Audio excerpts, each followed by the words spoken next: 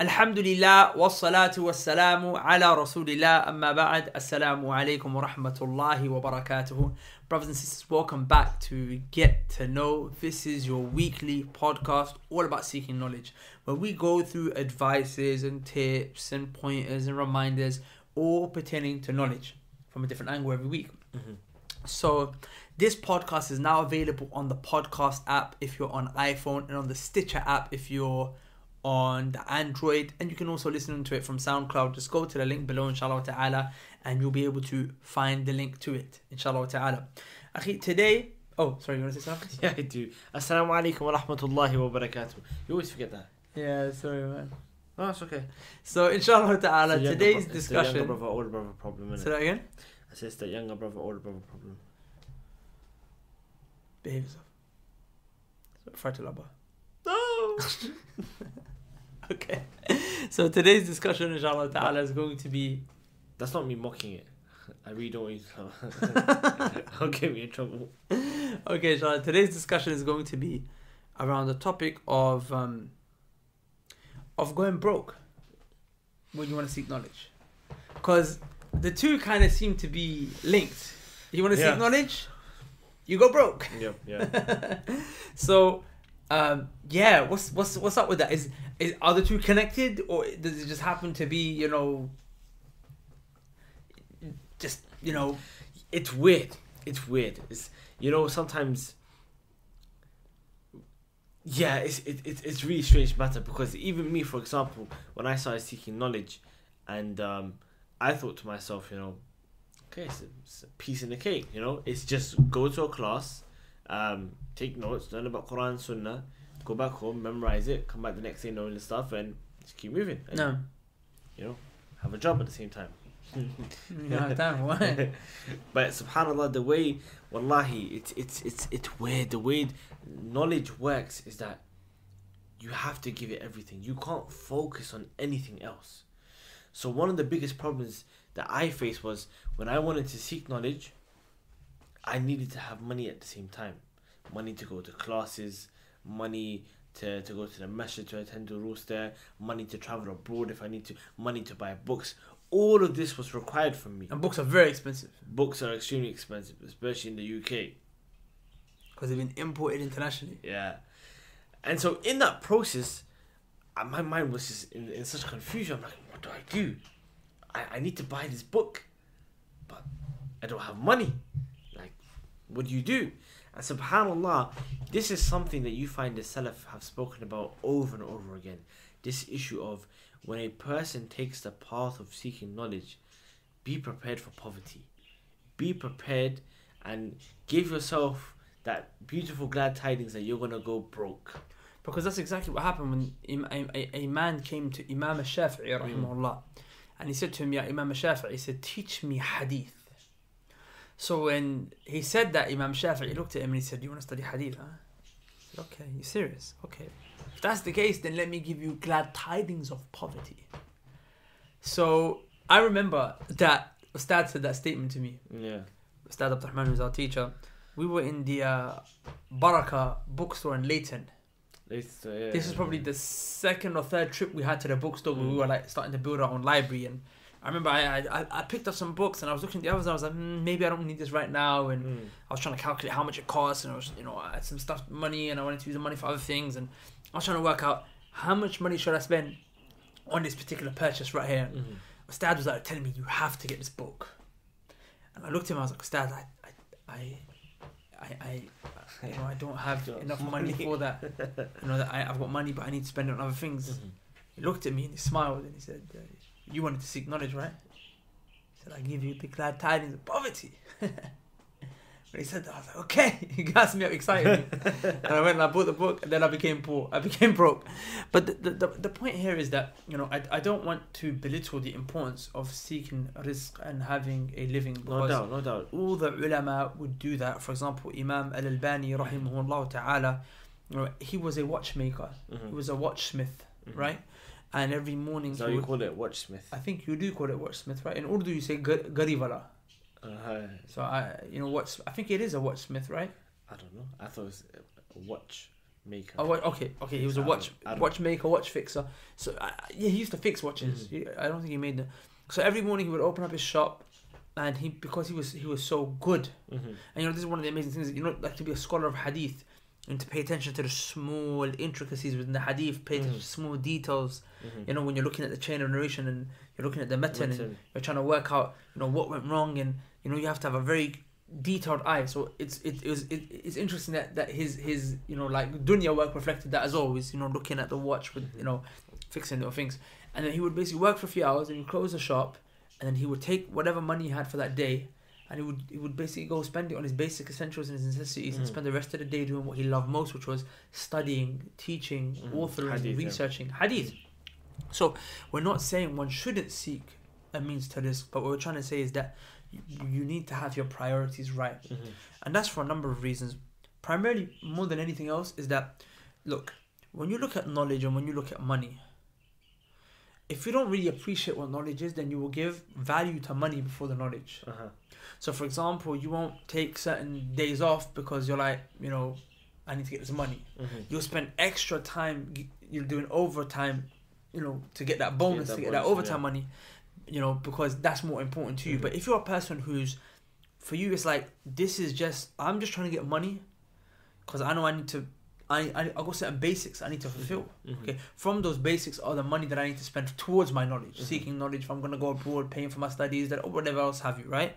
So then what you do is, in that situation, is that you don't work more than necessary, because for you the money is only a necessity. Exactly. So when you got your necessity fulfilled, then you go and do that which you love the most. Do you understand?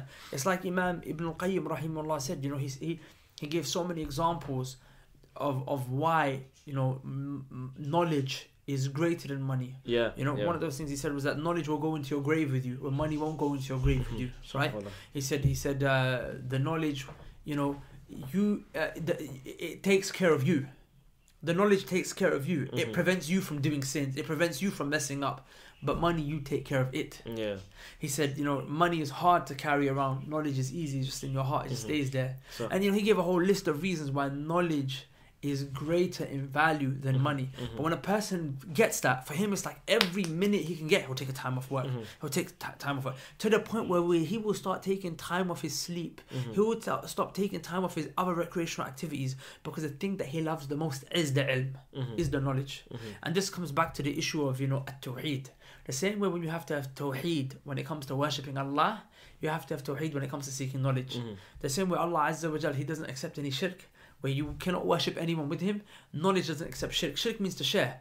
Knowledge says, if you want to seek me, you need to seek me alone. It can't be money that you're seeking and me. It can't be me, money, and other goals. No, I have to be the one primary goal in your life. Because as the scholars will say, if you give knowledge some of yourself, knowledge will give you nothing. Because if you're giving some of yourself to knowledge, it means you're giving another part somewhere else. But if you give knowledge everything, then knowledge will give you something. But even then, it requires you to give it. It needs tawheed in your efforts. It needs tawheed in terms of what you're seeking. So for that reason, you find a lot of people who want to seek knowledge, they don't give much value to money. For them, it's like, okay, I need to pay for my kids, my wife, my this, my that. Okay, I'm gonna get what I need. But for me, I'm trying to gain ilm. I'm trying to gain that. No, whilst you were talking, you just reminded me. I remember the first time when I heard Ustad mention that statement of Imam Shafi'i as well, and we were in the center that we had in Hausa, right? And I remember he mentioned the statement, and I asked him a question at the end of the class, and I said, Ustad, is this like a must? Is this something that's going to happen to everybody? Like anyone that really takes that path of seeking knowledge, they're going to face the trials of poverty. Is it true, or is that just an exception? He said no. He said this is true. Like everyone's going to face it. Everyone has faced it, and everyone will face it. But he said then there are a few exceptions to the rule, who Allah subhanahu wa ta'ala will bless, and they won't have the problem of poverty. Like Ibn Hazm. Yeah. Right. So I remember I said to him, I said, Ustad, inshallah, I'm going to be that person. The exception? I said, yeah. I said, I really want to be that exception. So you have money and knowledge? So I have money and knowledge. And wallahi, that was not the case. You became broke? I became broke. And I can really, wallahi, I've been in those situations, obviously because I have a child, right? Allahumma barik. Oh yeah, Allah. Say Allahumma barik. I don't. YouTuber is gonna find out now. But obviously, I have a child, so I remember so many times I've been in that situation where my wife's telling me, "Okay, we need to get nappies," and I'm like, "But they're going to the bookstore." Like the brothers are going to the bookstore. We're going, and the only money that I have is like either I get this or I get that. And wallahi, sometimes you have to make that tough decision. Say, you know what? Use a chadar. Use a chadar. Chadar means just use a cloth. Use a cloth, you know, instead of a nappy. And I need to get this hadith book. I need to get this book specifically. And wallahi, it's gonna happen. It's gonna happen. If you want to truly give knowledge everything, you have to. I remember a statement of Imam Malik rahimahullah ta'ala when an issue was being discussed, and he said that this matter, a person won't be able to understand it. He won't absorb this one particular mas'ala until this person tastes the food of poverty. SubhanAllah. Until he tastes the food Malik of said poverty. it. Imam Malik. And Ibn Abdul Bar, he brings it in his kitab. Wow, he said until a person is meaning like you're eating food of a poor man. Yeah. Not until you get to that state, you're not going to be able to understand these masail. And you have to understand what they mean there. What they mean there is that, Allah Alam, but from what it seems that they mean, the apparent of this statement is that, you know, when you get to a state of poverty, you've basically shown knowledge you're all that I care about. Yeah. And like it's like, look, you have to understand something, brothers and sisters. Yeah, knowledge is like another marriage. Mm-hmm. It's like another relationship. Mm-hmm. It is. It's another relationship. I don't think. I think it seems kind of weird for people. Like, what you actually have to think between, like, nappies and a hadith book. Mm-hmm. Yeah. Wallahi, I'm not gonna lie. That's a shubha. Wallahi, not a shubha. Sorry, that's a. But it happens. Wallahi. Because I hear, you know, I've got the hadith of the Messenger sallallahu alaihi wasallam. I've got statements of the Messenger sallallahu alaihi wasallam. Statements for which the Imam who authored this book 1200 years ago walked by foot for 6-7 months. Wallahi, yeah. To search each individual hadith. Sah. This is this. Remember what the Prophet sallallahu alaihi wasallam said. Remember what he said. He said, "You will not. I think it's either you will not truly believe or you will not truly be from those who love me, until you are able to sacrifice anything and everything that you have just to see me once." Mm-hmm. So I ask you that question, brothers and sisters. Are you able to prove that your love for the Prophet ﷺ is real? You have to be in a position where you can say, I'm ready to sacrifice everything and everyone that I have in my life just to see him once. Not even spend time with him, just to see him once, alayhi salatu wasalam. But of course you can't do that. But the least you can do is sacrifice for his statements. To sacrifice, to seek that knowledge. That's what it comes down to. Do you think we do this just because, or do you think people, forget us, do you think scholars and ulama, they do this just because for kicks? This is not like a gambling addiction or a drug addiction. This is an addiction to Jannah. It's an addiction to the statements of Allah. It's an addiction to the statements of the Prophet ﷺ. And wallahi, it's true. Like, you know, when you see these tulab al-ilm, and when they're seeking knowledge and they're doing their thing, and you see that they truly are addicted to knowledge. It's like a drug for them. You know, like when nothing is on their mind, there's nothing that they're focused about, nothing they care about. The whole dunya, none of that matters to them. It's just, I need to understand the statement, the ayah, I need to understand it. I need to find that statement of the Sahabi. I need to understand this mas'ala. That's all it's about. Right, these are the people you see that truly strive to, you know, to earn the face. Look, examples of that is Abu Hurairah radiallahu ta'ala anhu. Sah wallahi. Abu Hurairah radiallahu anhu is the companion of the Prophet ﷺ who narrated the most hadith from all of the other companions. He narrated more hadith than any other Sahabi. Some of you may not even seek knowledge, but you've all heard of Abu Hurairah, right? Radiallahu anhu. What made him seek that knowledge? You know what he said? He said, what allowed me to get as many hadith as I did, and the fact that the other companions couldn't get what I got, is that he said the other companions became busy with dunya. They became busy with work. They had to go out there, work in the farms, the agriculture, the trade. Because that's what busied him. Because me, I chose poverty. Do you know he lived in a masjid? He never had a house. He was from those who were Ahl Sufa, right? And they lived in the masjid. They never had their own house. And he used to own one garment of clothing he used to wear. That one garment would basically just be there to cover his awrah, basically. And he would struggle with that even. He was so poor that he used to collapse sometimes. Yet, you know, he chose that life because he knew what he was going to get in return. He was going to get the sunnah of the Prophet sallallahu alaihi wasallam. Wasallam. And remember, look, you want Jannah, right? Knowledge is from the greatest means of Jannah. In fact, you can't do any worship without knowledge. So the more knowledge you have, the better your worship is. And you can't get to Jannah without worship, right? And the reason you're created was to worship. So if that's the case, then the most valuable thing in this life is knowledge. You will seek after that tooth and nail. Do you understand? Like, wallahi, we haven't given knowledge its rights. We haven't. No doubt. You know, when like, forget money. Money's even hard to give up. But you know what's even harder is sleep. Yeah. Wallahi, it's difficult. Wallahi, giving up sleep. Yeah, wallahi, it's so difficult. Like, I've seen Ustad Abdurrahman give up the dunya. Hatta I saw him give up sleep. Yeah, wallahi, that one time, subhanallah. 3 days. Yeah, he was in his house. He didn't leave his library. He was there doing a research on atheism and evolution and etc. And subhanallah, 3 days later he came out and he saw us. And I don't joke, he looked like a zombie.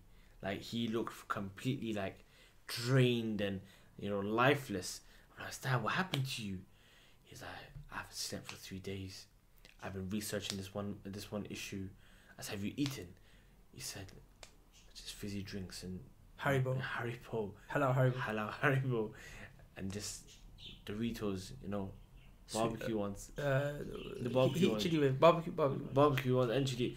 I'm like, Stan, let me get you food. He's like, I was in the, because obviously, you know, when you read a lot of things about atheism stuff, it takes you to a dark world, you know, innit? So he was like, wallahi, I said, I need to teach you guys a book on Aqidah. To give life to the heart. To give life to the heart. Is that when we started Kitab al-Sifat? No, that's when we did Abdurrahman bin Yahya Mu'allimi's Wasiyah. Yeah, I remember. Yeah. Yes, it's the day we our thobes in it. Huh? The day we were getting our thobes done. Oh, was it that day? Yeah. SubhanAllah, yeah. But you know this. I just remember another statement, and I remember I saw this. If you guys know Mufti Muhammad Munir, Hafidhahullah Ta'ala. Hadith Disciples. I remember I watched one of his videos about how to be a true student of knowledge or something like that, and he mentioned a statement. I believe the statement is attributed to Imam Malik, but I'm not too sure. But it's attributed to one of the Salaf, where they basically said that a person won't really seek knowledge. A person won't be a student of knowledge if he's worried about what he's going to eat next, or if he's worried about his garments being ironed. Imam Malik. It was Imam Malik. I'm pretty sure it was Imam Malik. Yeah. And I remember when I was listening to that, I was like, wow. I was like, at that moment when I was sitting and I was watching the video, I was thinking to myself, what am I going to eat next? I'm hungry. And when he said that, I was like, wow. Well, we're not true students of knowledge. Well, we're nothing close. We haven't given knowledge everything. You have to understand again what that statement means. You know what he means by that is that he's not saying he's saying you're so engrossed and indulged in knowledge that food doesn't come to your mind. But if you get to the point where you're like, oh, what are we gonna eat for food? Your mind has not been occupied by ilm enough.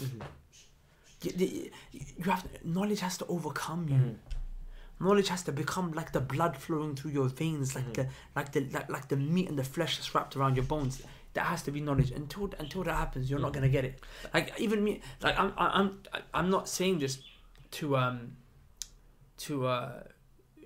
put myself in the category of these great scholars, because, and I'm not saying this from any place of humility. I'm far from that. Like I said, I've got no problem in admitting that. But I'm only giving my example just because sometimes I feel like we can relate when whatever.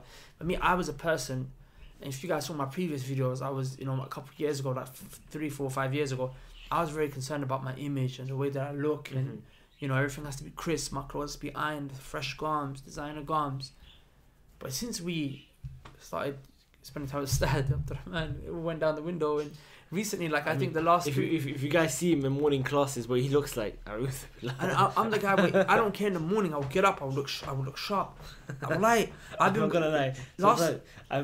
It looks really bad. Yeah, I know it does. My beard's like this. I try comb it quickly, and my thought right now, I haven't. When was the last time you brushed your teeth, man? No, the teeth. That's a sunnah now. That's a sunnah. You understand? I'm not gonna lie. There's been 1 or 2 times where I couldn't brush the teeth. Yeah, 1 or 2 times I was just like, I don't have time to brush my teeth. Well, I'm not. It happens. Don't act like it don't happen. I'm not gonna lie. Days Look at go him. by. When was the last time you think you had a haircut? It's a problem. You talk about it all the time. Stop. No, but is it not true? Huh? Do you have time to go get a haircut? No, I don't. Okay. I don't have money to get a haircut. Wallah, that's true. Wallah, that's true. Any barbers out there, if you want to give me a free haircut, holla at your boy. But what I'm saying is that, you know, we tasted it. Not tasted, we sniffed it. And when we sniffed it, you know, we started to realize really how true it is. Mm-hmm. When we got to that stage where we started to care less about the world, that's when knowledge started opening up to us. Mm-hmm. And I only pray that Allah Azza wa Jalla allows us to not just sniff, but taste, but chew, but bite, but really, you know, savor it. So we can fully just put the dunya behind us, wallahi. And shall I tell you guys something? Wallahi, whenever a person turned away from the dunya and went towards the deen, wallahi, the dunya came knocking on his door. 100%. Or came knocking on her door. Wallahi, it happened. Wallahi, it happened. I promise you, it will come knocking on your door. We're not saying, by the way, to forsake your rights. Of course, you don't want to fall into a sin by not catering to your family. You know, if you got a wife, you got to pay for her, you know, her nafaqah, her maintenance, kids. Of course, do that. But play things by what the need is. Mm-hmm. We're not even saying don't be successful. Some people I meet them and I'm like, you know, mashallah, there's khair in you. I can go out there, get that money. You can benefit the ummah. Wallahi, you can. Mm-hmm. But what we're trying to say is, and we're not even trying to tell everyone here, go out there and just go and become a full-time student of knowledge, even though we'd love for you to. But you know what? Everyone can take at least an hour a day to attend a class. Mm-hmm. Everyone can study for at least 1 hour a day.